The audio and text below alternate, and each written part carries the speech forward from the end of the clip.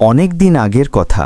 সময়টা এমন এক যুগ যখন রাজ্য শাসন মানেই ছিল শুধু তলোয়ারের জোর নয়, হৃদয়ের প্রজ্ঞা, দয়ার গভীরতা এবং ন্যায়ের আলোয় রাজত্ব করা। সেই সময়ে পূর্বের দিগন্তে এক রাজ্য ছিল, নাম তার রেয়াসাত-এ-নূর। সারা দুনিয়ায় সেই রাজ্যের খ্যাতি ছড়িয়ে পড়েছিল তার প্রাসাদের সোনালী গম্বুজ, বাগিচার সুবাসিত গোলাপ এবং প্রজাদের মুখে উচ্চারিত এক নামের জন্য, বাদশাহ সালিমউদ্দিন। তিনি ছিলেন এমন এক শাসক যার সামনে ধনসম্পদ মাথা নত করত, কিন্তু যার হৃদয়ে অহংকারের ছায়া পর্যন্ত পড়ত না। তার প্রাসাদ ছিল এক শিল্পকর্ম, সাদা মার্বেলে গড়া, ছাদ থেকে ঝুলত বিশাল সোনার ঝাড়বাতি, যার প্রতিটি কাঁচের টুকরো সূর্যের আলো পেলে যেন নক্ষত্রের মতো জ্বলে উঠত।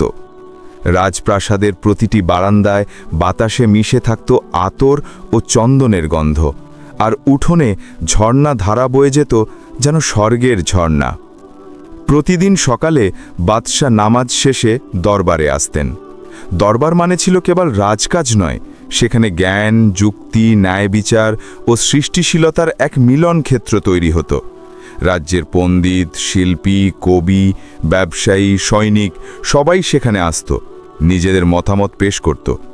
বাদশাহ শুনতেন মনোযোগ দিয়ে, বিচার করতেন ধৈর্যের সঙ্গে।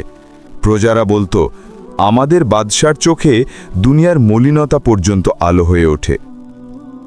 তবে সব মহিমার মাঝেও বাদশার হৃদয়ে ছিল এক অদৃশ্য চিন্তার মেঘ। বয়স বাড়ছিল ধীরে ধীরে, চুলে সাদা রেখা ফুটে উঠছিল, চোখে ক্লান্তি এসে পড়ছিল। কিন্তু সেই ক্লান্তির কারণ বয়স নয়, চিন্তা। তার প্রশ্ন ছিল একটাই, আমার পর এই সিংহাসনের যোগ্য উত্তরসূরি কে? তিনি দুই পুত্রের পিতা ছিলেন, বড় রাজপুত্র শাহরিয়ার, ছোট রাজপুত্র আমিরজাদে। দুজনেই সুদর্শন, বলবান, পরিপূর্ণ যুবক। রাজ্যের মানুষ যখন তাদের দেখে বলে ওঠে, সুবহান আল্লাহ, এমন রূপ আর বীরত্বের মিল কোথায় দেখা যায়? কিন্তু বাদশার চোখ যে কেবল রূপ দেখে না, তিনি দেখেন মনের গভীরতা, চিন্তার তীক্ষ্ণতা, হৃদয়ের দয়া, আর সেখানেই তার হতাশা। শাহরিয়ার সারা দিন ঘোড়ায় চড়ে শিকার করে বেড়ায়। তার জন্য রাজ্য মানে শুধু অভিযান, তলবারির ঝলক আর বিজয়ের উল্লাস। রাজনীতি, আইন কিংবা প্রজার দুঃখ এসব তার কাছে তুচ্ছ। অন্যদিকে ছোট রাজপুত্র আমিরজাদে দিনের পর দিন নিজের প্রতিচ্ছবিতে মগ্ন থাকে। আয়নার সামনে বসে চুল ঠিক করে, পোশাক বেছে নেয়, আর নিজের সৌন্দর্যে বিস্মিত হয়ে যায়। বাদশাহ যখন কখনো তাকে বলেন, বেটা, রাজ্য শাসন মানে দায়িত্ব, তখন সে হাসে, হা হা আব্বা, সিংহাসন তো রক্তের অধিকার, শেখার নয়। এই কথা শুনে বাদশার বুক হুহু করে ওঠে।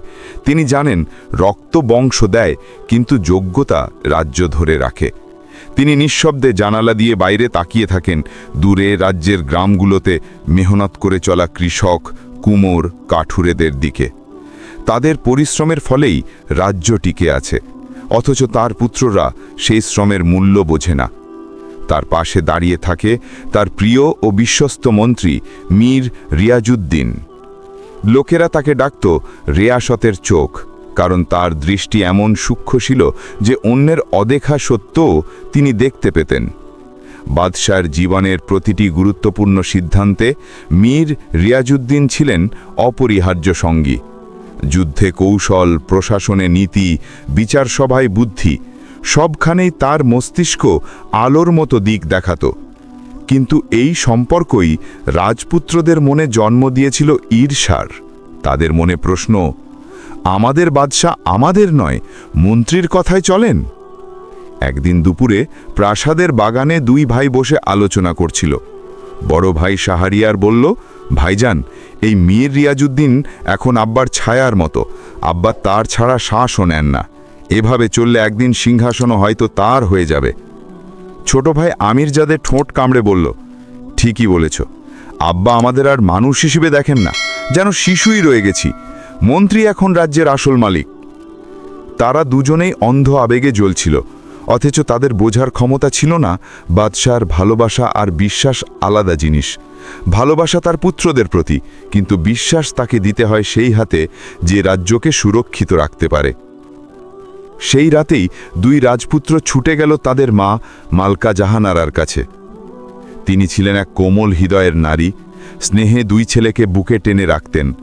দুই ভাই মায়ের কোলে মাথা রেখে কাঁদতে লাগল, বলল, আম্মি, বাদশাহ আমাদের বিশ্বাস করেন না, তিনি সবসময় ওই মীর রিয়াজউদ্দিনের কথাই শোনেন। প্রথমে কিছু বললেন না, শুধু চোখে জল মুছে দিলেন, কিন্তু হৃদয়ের ভেতরে মাতৃত্বের আবেগ দোলা দিল। সত্যিই তো, বাদশাহ আমার ছেলেদের বড় হতে দেননি, এখনও শিশুর মতো দেখেন। সেই রাতে যখন বাদশাহ নামাজ শেষে তসবিহ পড়ছিলেন, মালকা নিঃশব্দে পাশে বসে বললেন, বাদশাহ সালামাত, আপনি সব বিষয়ে মন্ত্রীর পরামর্শ নেন, কিন্তু একবারও ছেলেদের পরামর্শ চান না কেন? তারা কি চিরকাল শিশুই রয়ে যাবেন? বাদশাহ কেমে গেলেন, চোখে এক অনন্ত ক্লান্তি। মালকা, তিনি ধীরে বললেন, জ্ঞান বইয়ের মধ্যে থাকে না, অভিজ্ঞতার ভেতরে বাস করে। আমার ছেলেরা এখনও পৃথিবী দেখেনি। মালকা কোমল স্বরে বললেন, তাহলে সুযোগ দিন না, তারা যেন শেখে। যেমন আপনি বলেছিলেন, প্রজ্ঞা আলো, কিন্তু সেই আলো জ্বলে ওঠে অন্ধকারে হাঁটলে। তাদের অন্ধকারে যেতে দিন। বাদশাহ দীর্ঘক্ষণ নীরব রইলেন, তারপর বললেন, ঠিক আছে মালকা, আগামীকাল আমি তাদের শেখাবো কিভাবে আলো খুঁজে নিতে হয়। আর এভাবেই শুরু হলো এক পরীক্ষার সূচনা, যা কেবল দুই রাজপুত্রের নয়, বরং রাজ্যের ভবিষ্যতেরও পরীক্ষা। পরের দিন সূর্য উঠেছিল লালচে আভায়, যেন আকাশ নিজেই কোনো নতুন ঘটনার পূর্বাভাস দিচ্ছে। প্রাসাদের উঠোনে প্রহরীরা সারি বেঁধে দাঁড়িয়ে আছে, সোনার বর্মে আলো পড়ছে ঝলমল করে। বাদশাহ সালিমউদ্দিন সেদিন একটু আগে দরবারে এসেছিলেন। তার চোখে এক গভীর স্থিরতা, ঠোঁটে হালকা হাসি, যেন মনে মনে কোনো সিদ্ধান্ত আগেই নিয়ে রেখেছেন। দরবারে মন্ত্রী মীর রিয়াজউদ্দিন, দুই রাজপুত্র শাহরিয়ার ও আমিরজাদে এবং রাজ্যের সকল অভিজাত উপস্থিত।